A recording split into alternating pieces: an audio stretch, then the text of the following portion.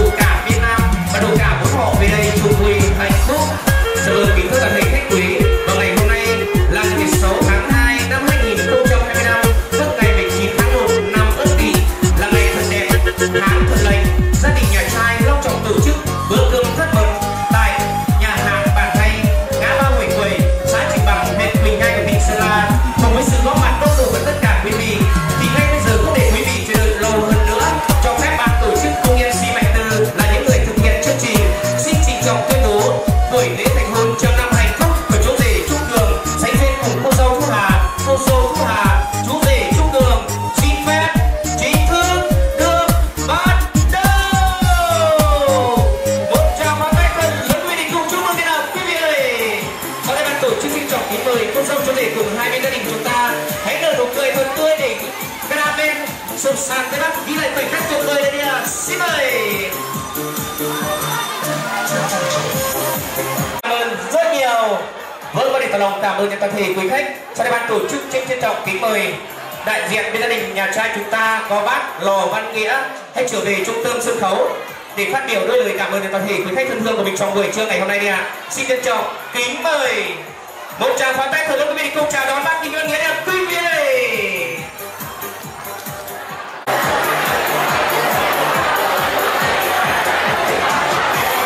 Kính thưa các cô bác đồng quả, kính thưa toàn thể hội hôn, hôm nay ngày lành tháng tốt, chúng tôi tổ chức lễ thành hôn cho hai con Trung Cường, Thu Hà.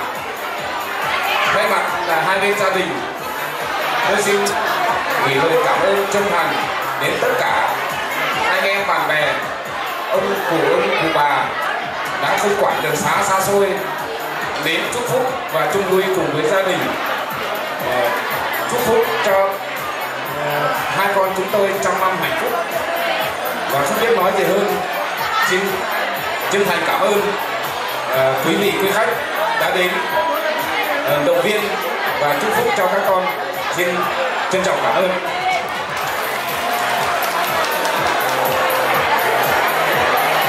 Dạ vâng, kính thưa quý vị, trân trọng và kính mến, vừa rồi chúng ta vừa lắng nghe những lời phát biểu rất là chân thành, rất ý nghĩa đến từ phái đoàn họ nhà trai chúng ta, phải không quý vị ơi? Vâng, một lần nữa ban tổ chức cũng không biết nói gì hơn. Ban tổ chức thay mặt cho hai bên gia đình đỡ lời trong chương trình trong buổi trưa ngày hôm nay. Cảm ơn sự hiện diện của quý vị và rất mong rằng trong buổi lễ ngày hôm nay có điều gì thiếu sót, rất mong quý vị hết sức thông cảm. Xin trân trọng cảm ơn và cảm ơn quý vị rất nhiều. Dạ vâng, kính thưa các bậc quý vị trân trọng và kính mến, và đúng là 10 năm có chuyện trước sau, trăm năm tình chuyện trầu câu riêng mình, phe đa bến nước Sơn Đình, quê hương yêu dấu mối tình thủy chung. Vâng quý vị, một lần nữa chúng ta hãy cùng hướng mắt lên sân khấu để chứng kiến những giây phút rất đẹp, rất ý nghĩa của cô dâu và chú rể sẽ thực hiện ngay sau đây. Vâng, sau đây ban tổ chức trân trọng kính mời cô dâu chú rể hãy trở về tháp bánh tình yêu để thực hiện nghi thức cắt bánh tình yêu trong buổi trưa ngày hôm nay ạ. Xin trân trọng kính mời. Vâng, sau đây ban tổ chức trân trọng kính mời cô dâu chú rể hãy cùng tay trong tay cắt 3 nhát bánh ạ. 1 2 3. Một tràng pháo tay thật lớn quý vị cùng chúc mừng thế nào quý vị ơi. Vâng, sau khi cắt bánh xong rót rượu sang bánh chúc mừng hạnh phúc trong buổi trưa ngày hôm nay ạ. Xin trân trọng kính mời anh.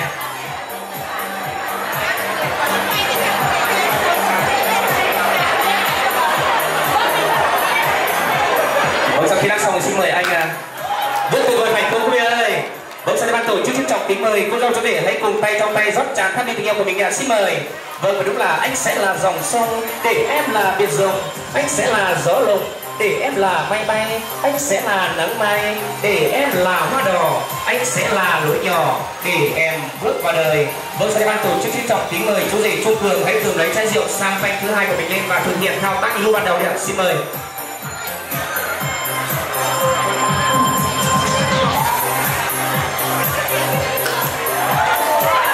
Vâng, một tràng pháo lớn quý vị ơi. Vâng, nửa chai thứ hai cô dâu chú rể sẽ rót vào tháp ly tình yêu của mình, còn nửa chai còn lại cô dâu và chú rể sẽ rót vào 6 ly bên dưới mà ban tổ chức của chúng tôi đặt sẵn trên bàn để kính lên cha lên mẹ đi ạ. Xin mời. Giờ kính thưa các bậc quý vị trân trọng và kính mến, và đúng là con trai như núi Thái Sơn, nghĩa mẹ nhiều nước trong nguồn chảy ra, một lòng thờ mẹ kính cha, cho tròn chữ hiếu mới là đạo con. Vâng thưa quý vị, và để có được những ngày hôm nay không thể không kể đến công lao to lớn sinh thành dưỡng dục của bố mẹ gia đình hai bên. Vâng, sau đây ban tổ chức trân trọng kính mời chú rể hãy cầm 2 ly rượu ngọt ngào nhất của mình nâng lên mời bên gia đình nhà vợ đi ạ. Vâng, rất tuyệt vời phải không quý vị ơi. 2 ly còn lại cô dâu chú rể hãy cầm lấy trở về trung tâm sân khấu để thực hiện nghi thức uống rượu giao bôi đi ạ. Vâng, sau đây ban tổ chức trân trọng kính mời cô dâu chú rể hãy nở nụ cười thật tươi và ngước với nhau đi ạ. Sau đây ban tổ chức trân trọng kính mời cô dâu chú rể hãy nghe khẩu hiệu MC nhá. 1 2 3 chúc mừng hạnh phúc. Xin mời. Vâng, sau đây ban tổ chức trân trọng kính mời cô dâu chú rể hãy trở về vị trí ban đầu đi ạ. Dạ vâng, kính thưa các bậc quý vị trân trọng và kính mến, trước khi cô dâu và chú rể cùng hai bên gia đình của chúng ta chạm ly rượu mừng hạnh phúc trong buổi trưa ngày hôm nay, thì sau đây ban tổ chức chúng tôi xin mời toàn thể quý vị và các bạn ở phía bên dưới chúng ta hãy cùng rót rượu ra chén của mình thân đầy để cùng dô cùng uống với ban tổ chức cùng hai bên gia đình được không quý vị ơi? Quý vị đã sẵn sàng chưa ạ? Sẵn sàng cho quý vị ơi. Vâng, Vâng, sau đây ban tổ chức xin nô khẩu hiệu 1, 2, 3 rô, 2, 3 rô, 2, 3 chúc mừng hạnh phúc. Và chúng ta hãy cùng đồng thanh được không cả nhà mình ơi? Cả nhà đã sẵn sàng chưa hả? Vâng, 1, 2, 3 rô, 2, 3 rô, 2, 3 chúc mừng hạnh phúc. Xin mời. Vâng, sau đây ban tổ chức trọng kính mời cô dâu chú rể cùng hai bên gia đình chúng ta hãy chạm ly rượu mừng hạnh phúc trong buổi trường hôm nay đi ạ. Xin trân trọng kính mời. Vâng, một lần nữa kính chúc cho mối tình thông gia ngày càng thêm keo sơn thắt chặt. Xin trân trọng cảm ơn và cảm ơn rất nhiều. Vâng, sau đây ban tổ chức trân trọng kính mời cô dâu chú rể cùng hai bên gia đình của chúng ta hãy trở về từ bàn tiệc để cảm ơn tất cả quý khách thân thương của mình trong buổi trưa ngày hôm nay đi ạ. Xin trân trọng kính mời.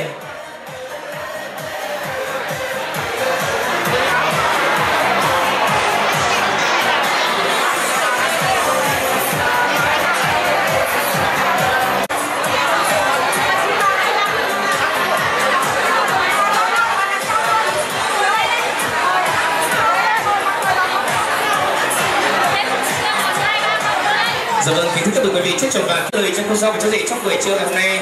Cảm ơn sự hiện diện của quý vị và rất mong rằng trong buổi lễ ngày hôm nay có điều gì thiếu sót, rất mong quý vị hết sức thông cảm. Xin trân trọng cảm ơn và cảm ơn quý vị rất nhiều. Đến với một nhạc phẩm hát về tình yêu, bài hát có tựa đề Hãy Là Của Riêng Anh của nhạc sĩ Nam Dương. Xin mời quý vị và các bạn cùng lắng nghe và thưởng thức.